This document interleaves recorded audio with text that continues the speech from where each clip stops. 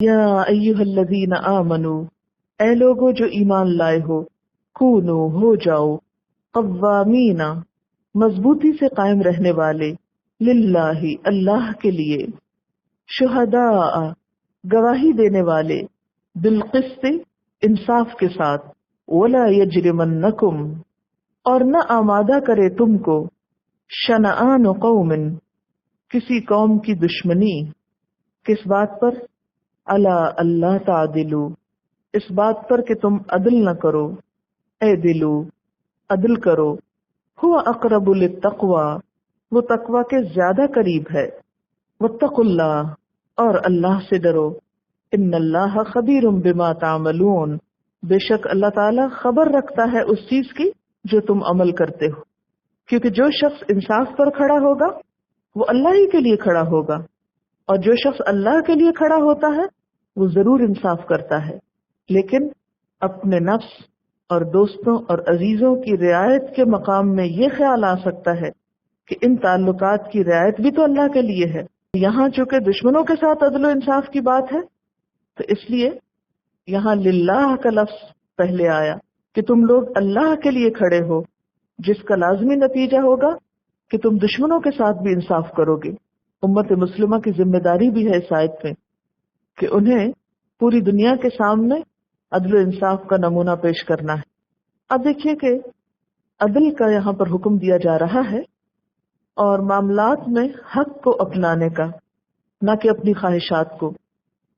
شیطان نے انسان کو حق کے راستے سے گمراہ کرنے میں سب سے زیادہ جس حربے سے کام لیا ہے وہ ایک دوسرے کے ساتھ دشمنی کا حربہ ہے۔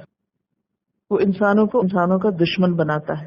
مسلمانوں کو یہ کہا جا رہا ہے کہ تم اس فتنے سے بچ کر رہنا، دوستوں اور دشمنوں دونوں کے لیے ان کے پاس ایک ہی ترازو ہو، سب کے ساتھ عدل و انصاف کریں، معاملہ اپنی خواہشات پر نہ رکھیں بلکہ اللہ کے حکم کے خود کو پابند بنائیں، اور خصوصی طور پر جبکہ دشمن تمہیں تکلیف دے رہے ہوں اس موقع پر بھی تم ان سے انصاف کے ساتھ برتاؤ کرو۔